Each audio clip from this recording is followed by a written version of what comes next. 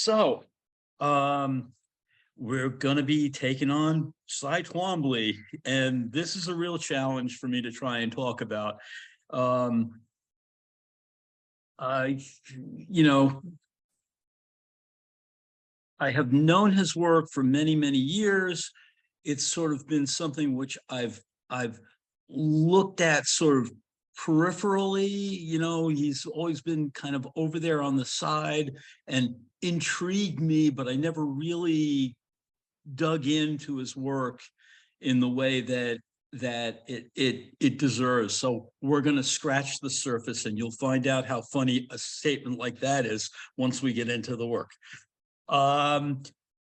So he was really a poet, painter, scholar. His integration of classical Greek poetry and modern poets, T.S. Eliot and Pound and Rilke, really flavor his work in a way. For me, there was always something intriguing that, kind of like there's something there. It struck me, he'd cringe at my saying this, but it's like ancient Roman graffiti. Literate, childlike.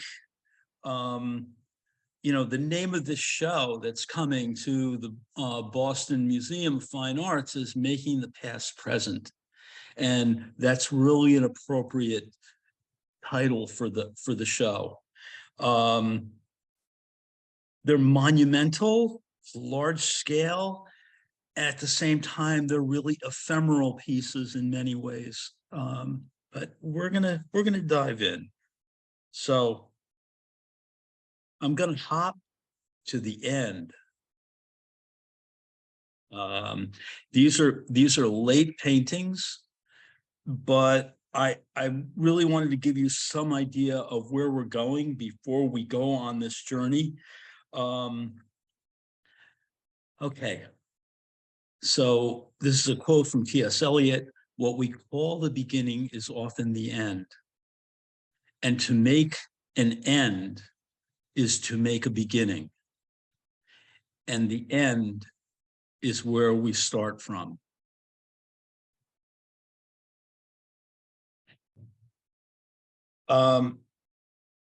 The pieces in this series are kind of a response to Rilke, which was a lifelong love of Twombly's.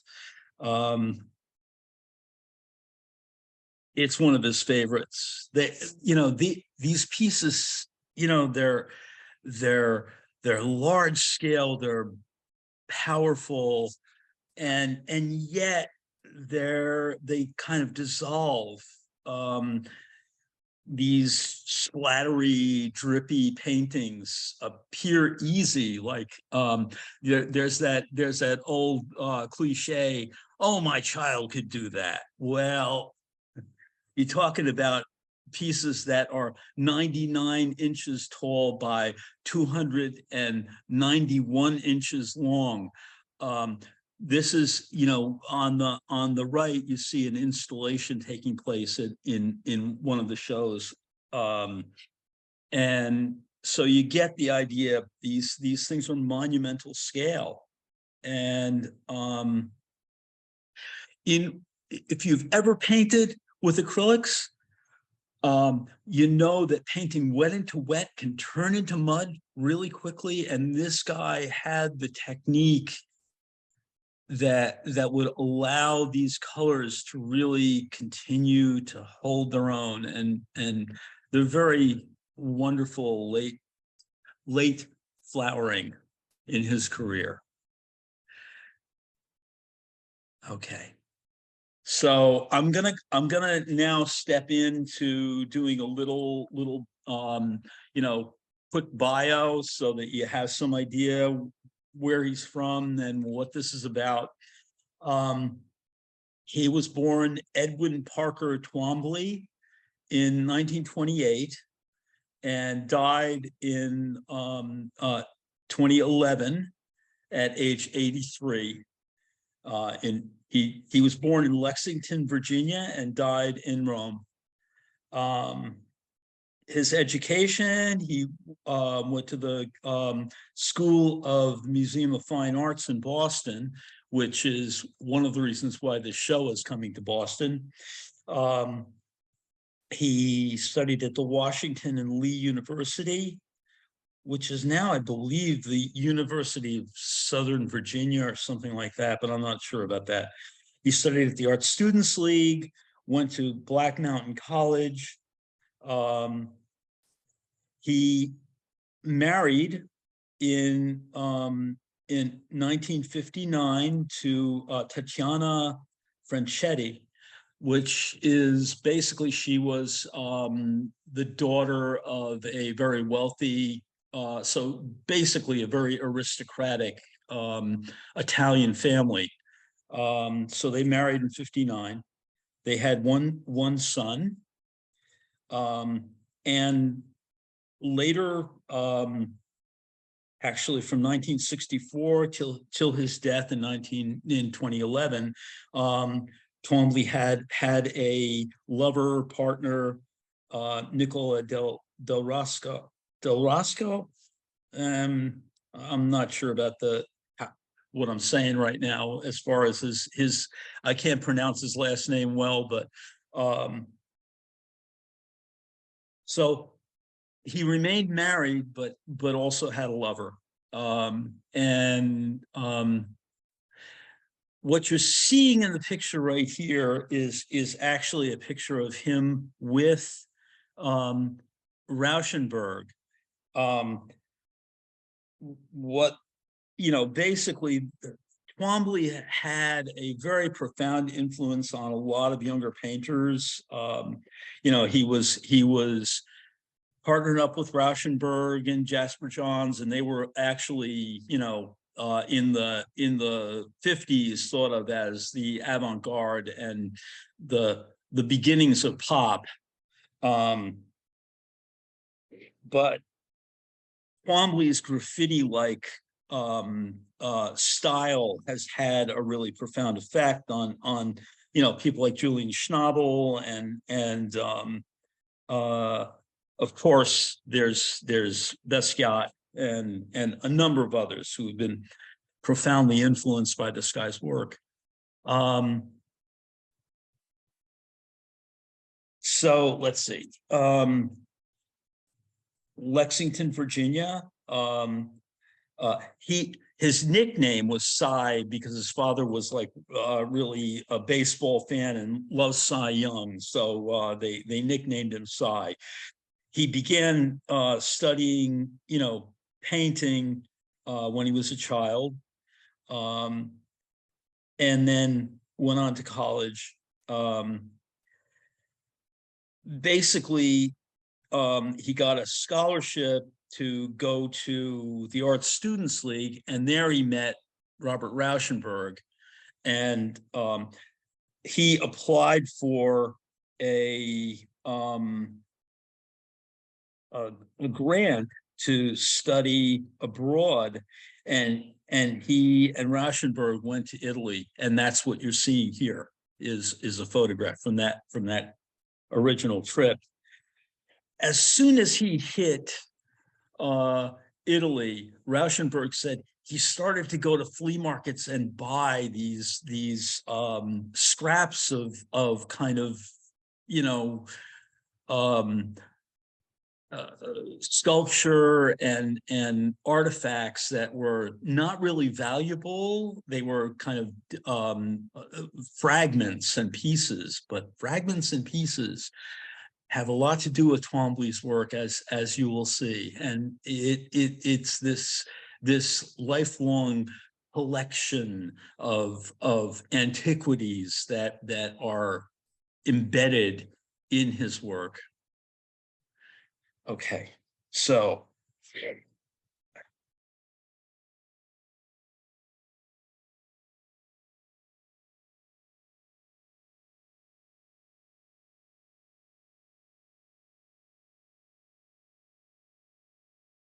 Right.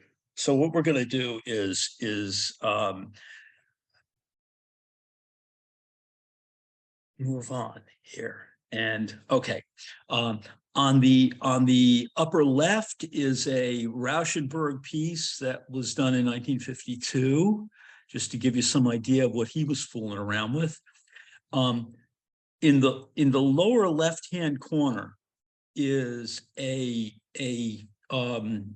artifact that obviously was a direct inspiration for Twombly to paint this painting that's in the dead center. You can see the texture, the scratching, the thick paint, and one of the precursors is de Buffet. And you know, he mixed oil and sand and all kinds of stuff and then scratched into the surface. Well, that scratching into the surface is something that is a technique that Twombly uses throughout. On the lower right is a picture of Cy Twombly standing in front of one of the fragments in Rome. Anybody who's been there has probably seen these things. So this was a photograph that Rauschenberg took. They also visited Morocco and while they were in Europe, and the painting on the left is actually one of the resulting pieces, and you can see how it's scratched in and all that, and you can vaguely see the resemblance to the architectonic and geographical location. Now, well, I'm going to go on. All right. Yeah, this is an important, and I'm gonna go into this in a little bit. The paint can function as a way to make a mark or a way to subtract a mark, to erase by painting over a mark. And you can see in this untitled piece called Lexington, the quality of that back and forth in Twombly's approach.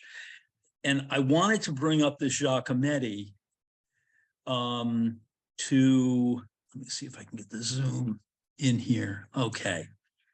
I wanted to bring up the Giacometti because Giacometti's approach to this, Giacometti went to great pains to search for a true mark, a mark that actually a line that captures a momentary fleeting experience. And he would, with great frustration, paint and repaint, never fully satisfied with what he got. And this process is this layering of paint over paint over paint, and scratching out and repainting in. This search for a real mark, a mark that had vitality, that had power, was something which he was going after. And I think that Twombly was aware of his work and did see the work, and affected him. Let's see. Okay. So one of the things that happened when he met Rauschenberg at the Art Students League is Rauschenberg was going to Black Mountain College. Black Mountain College was in Asheville, Carolina, South Carolina, and it actually was at that time in the 50s, in the early 50s, late 40s, early 50s, a real melting pot of modernism, of dance and poetry and painting. And the interaction between those disciplines was really encouraged and fostered. Robert Duncan, the poet, was the kind of overseeing, we'll call him dean. I don't know what they, chairperson, whatever he was, but they brought in really fabulous people. Robert Motherwell was teaching there. Ben Shawn was teaching there. Franz Klein, John Cage. It's a Merce Cunningham also was there and interacting and collaborating with everyone. And you see this piece by Motherwell, which is a kind of response to a poem by Octavio Paz. And on the left, you see a woodcut that was done by Twombly as actually the book cover for Robert Duncan's volume of poetry that was done at that time, Song of the Border Guard. So that's really interesting. The other thing that happened at Black Mountain was Twombly was introduced by Robert Motherwell to the notion of basically automatic writing, which is a surrealist technique that's really about this business of scribbling and allowing your unconscious to kind of come out through abstract mark making in the kinesthetic and allow whatever comes to come to surface. This is, of course, you know, Pollock was the guy that's very much known for this drip painting. Twombly really explored this notion in a very different way than Pollock. Pollock was very much about this ritual practice, this kind of, the drip is part of the dance. It's part of this kind of quasi-spiritual dance. And Twombly was approaching it in a very different manner and much more in certain ways akin to what Giacometti was after, was trying to find a mark, a line, a mark that had vitality, that had life. Okay, we're going to go on. In 1959, he had his first show actually with, I think, Leo Castelli, although Motherwell had lined him up with another gallery earlier in the 50s, and he had a one-man show with that gallery. But this was a very big show that took place at Castelli's and was a really big deal, a sellout show.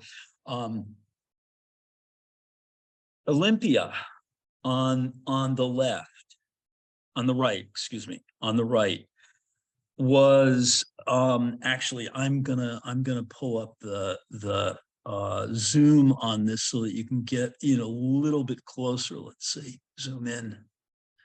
And you can start to see how, the painted surface was oil paint, and then he would scratch back into it and write back into it. And you can see that there's stuff that was underneath the surface that sort of comes out, but basically there's this scrappy sort of jabbing and scratching in and scraping that was going on. Now, I won't go into too much detail on this, but there's an erotic element to this thing too, that basically, there's these hearts in there, and there's Olympia, and there is an F-U-C-K, Olympia, in here. It's really, Olympia is referring to a number of different things. It's It's modernism, basically, that he's addressing.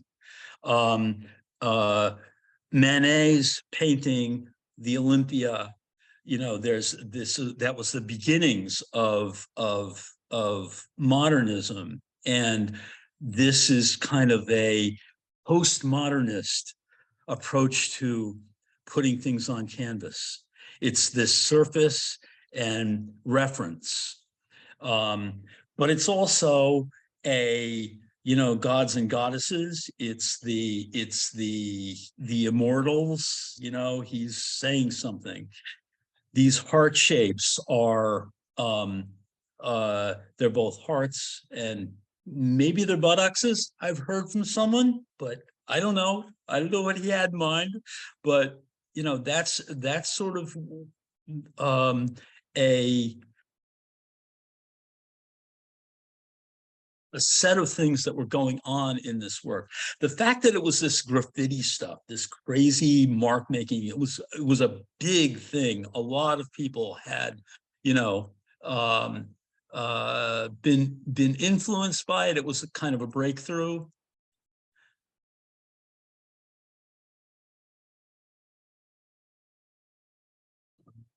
I love that. Yes, the Emperor's New Clothes. Yes, absolutely. I looked at these things for years and thought, you know, what is this? Um, but by the same token, stick with me for a while, because basically there's some stuff that comes out of this. There's a depth and um substance that's behind it. These scratchy things, these doodles, you know, if this was all there was to it, then, but there is something more to all of this, and we will get to it. Um, Again, there's the business of Leda and the swan. He's referring back to the classic tales, the mythological um, aspects. Let's see. The other piece of the picture that I want to throw in here at this point is one of the things that he did in the mid to late 50s is work for the CIA in the cryptography department. And on the weekends when he was off, he would spend time actually doing drawings in the dark, trying to make the mark actually have some substance, some um, um, force. And so he spent time doing sketchbook after sketchbook, trying to bring something out of these marks that held the sort of power that he was after. It really is creating a language, creating a language of mark making. So in the early 60s, around 1962, he started 62, 63, he was reading the historical biography of Commodus, who was a early, you know, second century Roman you know, basically Caesar. He was one of the warrior leaders of Rome, and actually he was assassinated. And this is around the time of the Kennedy assassination. So this series of pieces was really referring back to Commodus, but also referring to John F. Kennedy. the piece was not well received. It was shown in New York, and it was panned by the critics. This is around the time of Warhol's Campbell soup cans. So it really kind of, he was just excluded from that higher realm of the avant-garde for a period of time. And actually, he could breathe a sigh of relief. Now, the fact that he married a very wealthy woman was really helpful in all of that for that period of time. So he could just like go ahead and do what he wanted and be left in peace. This is a photograph of the interior of their apartment in Rome, and back in the background you can see his wife. And basically he was still collecting all these busts and things like that. By the late 60s, he had begun to do these what were being called blackboard paintings, and basically, again, it's a matter of him scribbling from the poetry and then obscuring it. The synopsis of a battle was kind of like taken from the structural plans of a battle scene. I didn't delve into this one, so we'll just leave it alone. But basically, he was using a combination of chalk and wax crayon, and then fixitizing them. So there's these layers of mark making that are there, and there's a kind of history of marks erased and redrawn.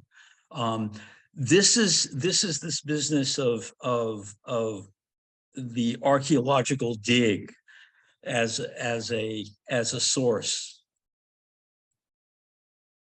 And again, as I said, he used poetry. And what he would do is actually, let's see if I can zoom in a little bit on this.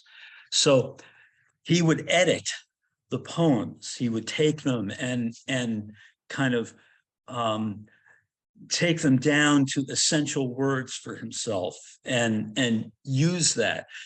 He would spend long periods of time reading the poems, reading these Greek myths before he would paint.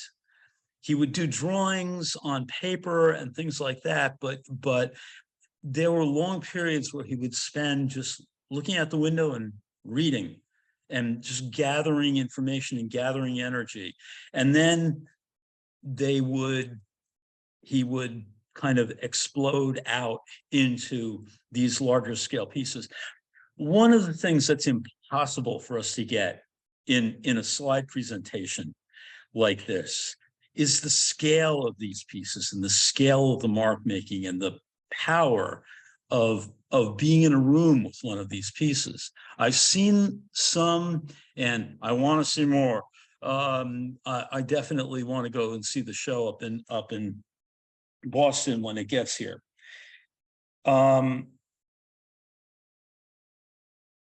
He would just spend time gathering these thoughts and ideas, and then, okay, this is one of his sculptural pieces, which are really hysterical, and I'm not going to go into too much of them. They harken back to kind of these nubby things that he would get out of some farmer dug up a artifact in the field and brought it into a flea market, and he'd pick it up. They're really zany, but really interesting pieces. And it's a whole other talk to go into his sculpture. The Vengeance of Achilles, it's on the one hand this kind of phallic thing. It's also this warrior energy. When he went into paint on these large scale paintings, it would be a long session. He would paint for, 8 to 10 hours sometimes and come out of it exhausted. But the mark making had to have that spontaneity. He would not go back and rework things aside from going after, things that he had planned to repaint and paint out and paint back in. Let's see.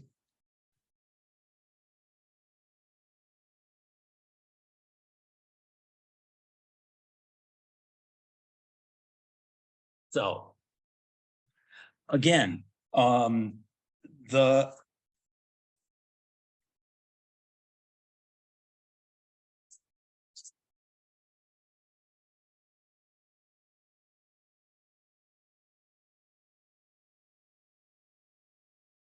excuse me, got to get my notes out. He would paint on a lot of his paintings unstretched because of the way he would approach them. But there's a kind of urgency and immediacy to the mark making.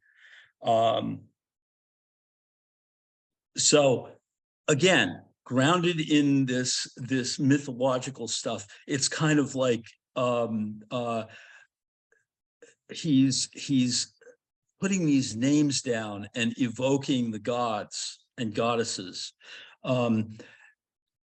This is something which Basquiat looked at and really absorbed into his work, that kind of archetypal graffiti was something that definitely was passed on.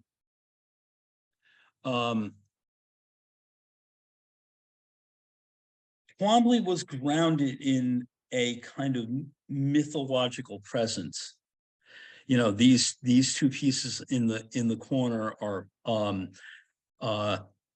evocations of Pan.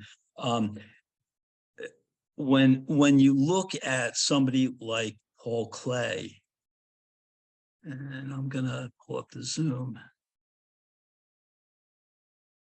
Okay, you can see that playfulness. There's this kind of otherworldly aspect to these pieces. And the Cycladic, ancient, archaic Greek sculpture is something which also, Twombly would have been referring to in some of this. Okay. Wilder Shore of Love. So again, this is from I believe it's from a Rilke poem. And here is Cy Twombly at the beach, and he bought a house in Gaeta in Italy, and you see on the left, that's Cy Twombly in front of what is the winter phase of the Four Seasons that I'm going to show you in a couple of minutes. And this is the view outside his window at Gaeta.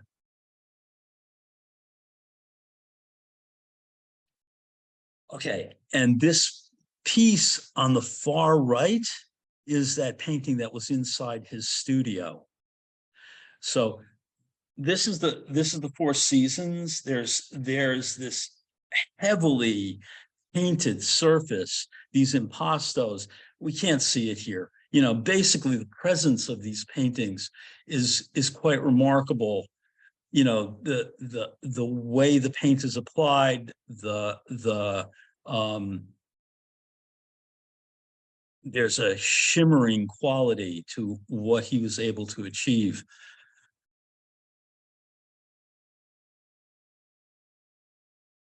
And these are a couple of his sculptures.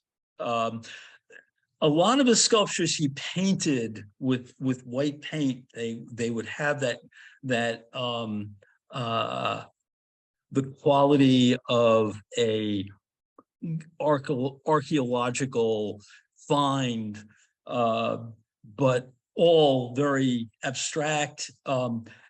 You know, the work is not representational, it's presentational. It's taking the energy of these forms and trying to give that to us.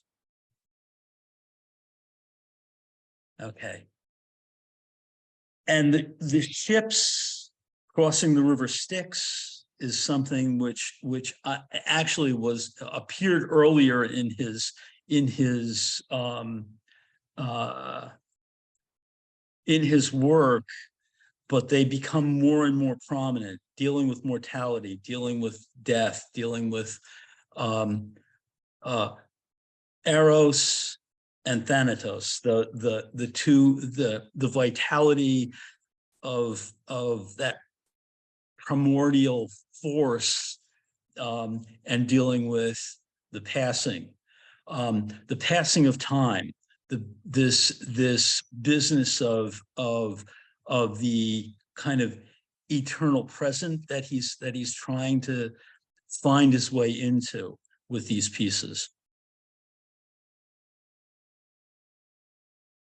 And again, these look like nothing, but they're gigantic. It's 105 by 79 inches. There's a, if you've ever tried to paint on that kind of scale, to get the marks to be as alive as these are, it is a great accomplishment as far as I'm concerned. The color that's in these pieces too is really wonderful. Just very simple, straightforward, but they really have a buoyant quality. And the other thing about Twombly is he was a world traveler. He was restless. He would stay in Italy for a period of time. He would stay in Rome and work there for a while. Then he'd go down to Gaeta and work for a few months there. And then he would go back to Lexington, Virginia, where he had a house that he worked in, and go to New York, actually, he remained very close with Robert Rauschenberg, so he would go down to Captiva during the summers and paint down there. He would travel to Mexico. He traveled to India. All these places, he was like just looking at the kind of archetypal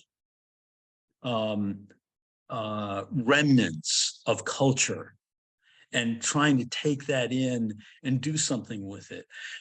He's also, you know, creating this language, this writing, this kinesthetic. These are, you know, this again, it's a large scale piece. Okay.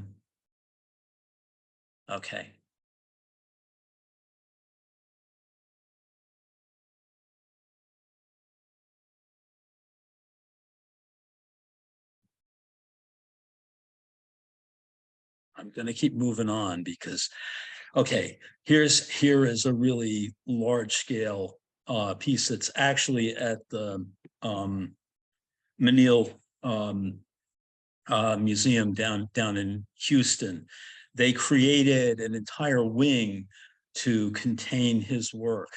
And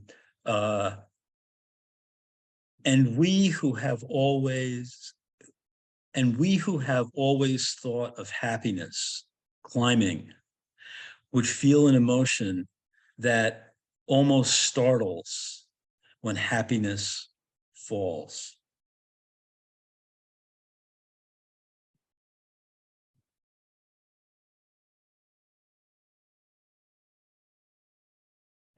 You get the idea of the scale.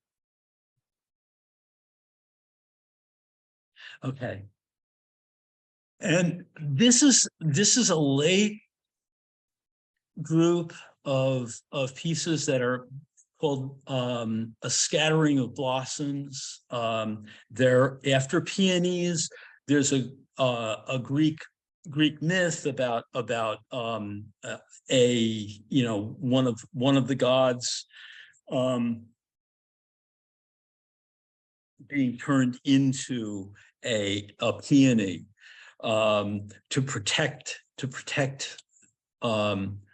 the god who had a jealous adversary.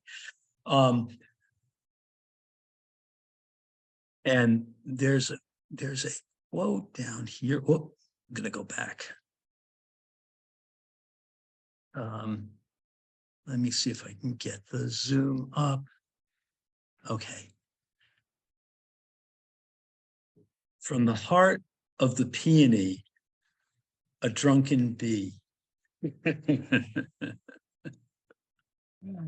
So these pieces are here and they're not here. They're being painted and dissolving at the same time.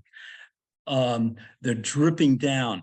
Unlike somebody who Pollock, who didn't do, he painted on the floor. He did not, allow gravity to become part of the piece, where Twombly wanted that gravity. He wanted that dissolve. He wanted that sense of fragility to be there. This is also a theme in Japanese scrolls. Now, again, this business of writing and integrated with painting is a very Eastern tradition. It's very much part of what the Japanese and Chinese painters did. They were painter scholars, and this man was very well read. And I can only scratch the surface of this because I don't have that depth of knowledge, but there actually is a book out written by, and I'll give you the link at the end, well worth watching and well worth listening to, a woman who is a scholar and was able to trace a lot of the sources of Twombly's work with poetry and the classics. Well worth a listen. These surfaces are just so beautiful, and it's a very lovely color thing that he comes to. That the late flowering of his work is remarkable. And then the reference to classical archaeological digs is always a recurring theme in his work. And this, again, you see the, they're finger painted. He put on rubber gloves and used his hands on these surfaces and scratched into them and scraped. It is a combination of pop art and classicism that meets together in this guy's stuff.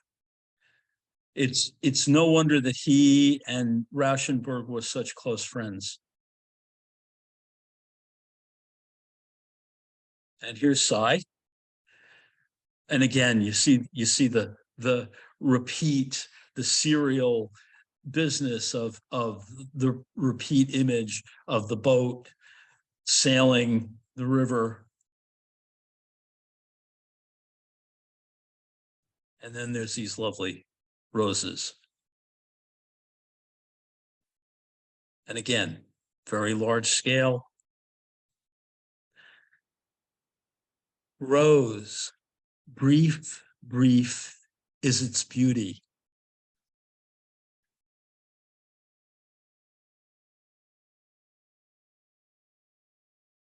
But the scent out. Oh, the scent better than fame. That's what it is. Took me some going. I have read this before, but it's his scroll is kind of obscured. And again, that was something that was consciously done on his part. It was not a mistake.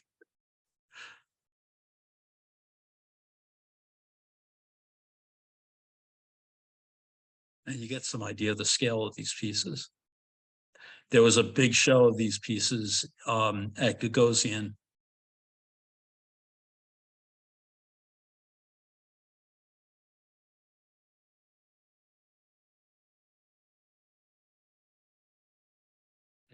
The layering, the quality of the paint.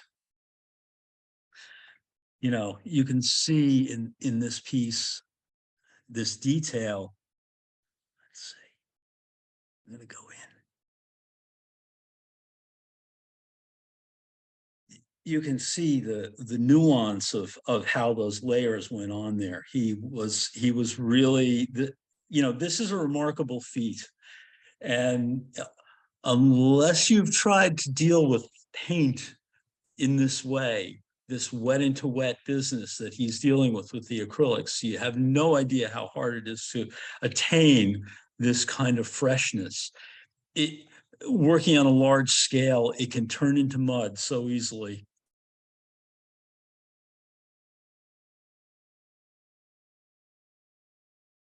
Okay. And so there is a film on Canopy called Cy Deer. It's an hour and a half long. It goes into his studio a lot. Actually his companion is interviewed a lot in the film and talks about his process, and you get to see him actually putting some paint on and working with it. But you also get more of a sense of the depth of the real cultural layering that's in these pieces. And then the book that I was talking about, Mary Jacobus, actually there's a YouTube, Reading Cy Twombly, Poetry and Paint. Really excellent. And it's mind-boggling. I listened to it and I could absorb maybe half of what she was saying. I want to listen to it again because there's so much there. So I, buy it or not, his pieces are selling for $77 million at this stage of the game. So there's something there. I'm telling you, whether you believe me or not, go see one of his paintings and see what you think. I believe you, Larry. But one of the people watching we had similar feelings, excuse me, about the paintings. Yeah. So yeah, I could see one or two of the pieces I thought were nice. I liked. Yeah. But I'm not going to Boston to see the show. Let's put it that way. It's not about liking the work necessarily. It's about getting something from it. Okay. Yeah. But somebody came over and I kept from the library who was behind me. And I said, look at Larry's enthusiasm about it. You were using your fingers to like hold on to the paint. And I'm saying to myself, I mean, you can't ask for better than somebody who wants to, really express their thoughts emotionally and physically. And there you were talking. That's what I love listening to you, is you're so enthusiastic about what you do. So it's great. Well, this guy grew on me. I entered into it with all the questions that everybody else has. What the hell is a scribbling? And by the end of this experience, I look at it and I see a lot more than I saw when I started. Well, I see more than what I was looking at before, but yeah. Okay, we'll just leave it at that. There you go. Okay, well, thank you, Larry. Yep. And the Next time we're doing Degas and Manet a lot more earthbound. Yeah. That's good for me. So thanks. And have a nice Thanksgiving, Larry. Okay. So thank you all for coming.